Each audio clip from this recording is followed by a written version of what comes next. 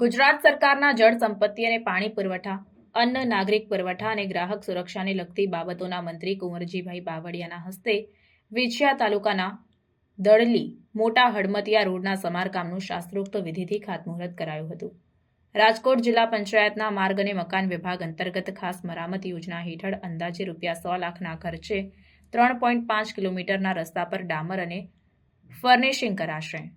આ તકે મંત્રી કુંવરજીભાઈ બાવળિયાએ જણાવ્યું હતું કે આગામી દિવસોમાં દડલી મોટા હડમતિયા રોડનું સમારકામ થવાથી ચોમાસામાં પાણી ભરાવાની સમસ્યાનો ઉકેલ આવશે અને રેવાણિયા ગામથી ચોટીલા ગામ સુધી સળંગ પાકો રસ્તો મળશે. છેલ્લા કેટલાક સમયથી આ સમસ્યા હતી, ત્યારે છેલ્લા 1 વર્ષ દરમિયાન મોટાભાગના બિસ્માર રસ્તાઓ રીકાર્પેટ માટે મંજૂર કરવામાં આવ્યા છે.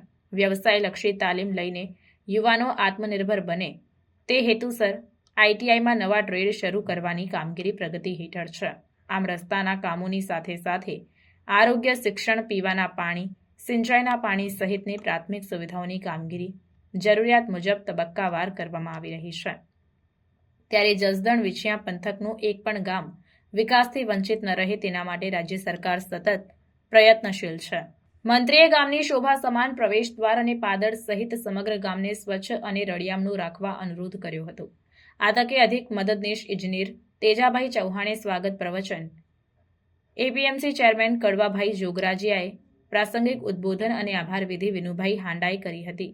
આ કાર્યક્રમમાં નાયબ મામલતદાર ભગીરથસિંહ ચૌહાણ, આજુબાજુના ગામના સરપંચો, સંબંધિત સરકારી વિભાગોના અધિકારીઓ અને કર્મચારીઓ સહિત ગામ લોકો ઉપસ્થિત રહ્યા હતા.